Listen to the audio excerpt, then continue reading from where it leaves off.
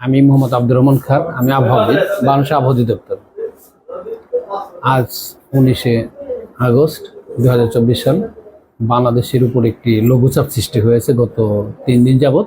সেই লঘুচাপটি গতকাল সুস্পষ্ট লঘুচাপে পরিণত হয়েছিল।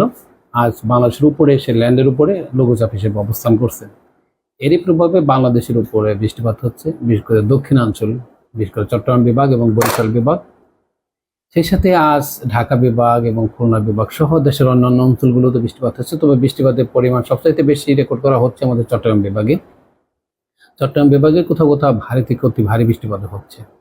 আমরা গত 3 দিন আগে ভারী বৃষ্টিপাতের একটি 72 ঘন্টার জন্য একটি সতর্কবার্তা জারি করেছিলাম এবং সেই সাথে চট্টগ্রাম বিভাগের যে পাহাড়ি অঞ্চলগুলো আছে সেই পাহাড়ি অঞ্চলগুলোতে আমরা ভারী বৃষ্টিপাত জনিত কারণে পাহাড় ধসের সম্ভাবনা আছে বলেও আমরা সেই বার্তায় জানিয়ে দিয়েছি।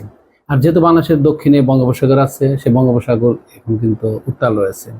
উত্তাল থাকার কারণেই কিন্তু ওখানে ভারী বৃষ্টিপাত হচ্ছে এবং সাগর খুব খারাপ আছে। বিদায় আমরা যে আমাদের যে উপকূলের যে বন্দরগুলো আছে, সামুদ্রিক বন্দরগুলো আছে, সেই সামুদ্রিক বন্দরগুলোকে আমরা 3 নম্বর স্থানীয় সতর্কতার সংকেত জারি করেছি। আর সেই সাথে সাগরে অবস্থানরত যে মাছ ধরার নৌকা এবং ট্রলারগুলো আছে তাদেরকে আমরা উপকূলের কাছাকাছি এসে সাবধানে চলাচল করতে বলেছি। এই হলো আমাদের সাগরের এবং উপকূলীয় অঞ্চলের অবস্থা। তাছাড়া আমার বর্তমান যে অবস্থা বৃষ্টিপাত হচ্ছে, উপকূলীয় অঞ্চলগুলো আরও বৃষ্টিপাত হবে এবং সেই সাথে দেশের অন্যান্য অঞ্চলও বৃষ্টিপাতের বিস্তার লাভ করবে। সেই সাথে আগামী 2 দিন বা 3 দিন মোটামুটি বৃষ্টিপাতের এই ধারা অব্যাহত থাকবে এবং উত্তরাঞ্চলে বৃষ্টিপাতের আস্তে আস্তে একটু যে পরিমাণ কম ছিল কিন্তু আস্তে আস্তে বৃষ্টিপাত উত্তরাঞ্চলও বৃদ্ধি পাবে।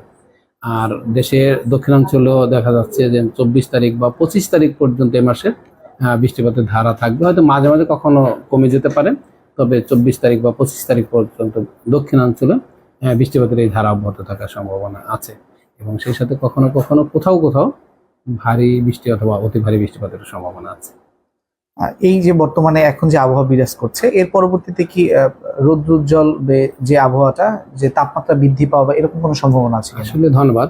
এখন কিন্তু আসলে বর্ষাকালে কিন্তু আসলে ওই রৌদ্রোজ্জ্বল ওইভাবে রৌদ্রোজ্জ্বল আসলে আপাতত সম্ভাবনা একটু কম, তবে মেঘলা থাকবে। হয়তো বৃষ্টির প্রবণতা কিছুটা কমে যেতে পারে ওই 24 তারিখের পর থেকে, তবে মেঘলা থাকবে আর কিছু বাতাস থাকবে। একেবারে রৌদ্রোজ্জ্বল পাওয়ার সম্ভাবনা খুবই কম, তবে মাঝে মাঝে আকাশ হয়তো সূর্যের আলো দেখা যাবে, তবে সারা দিন ব্যাপী যে মানে সূর্য রৌদ্রোজ্জ্বল থাকবে যেমন সম্ভাবনা কম, তবে মেঘলা থাকবে।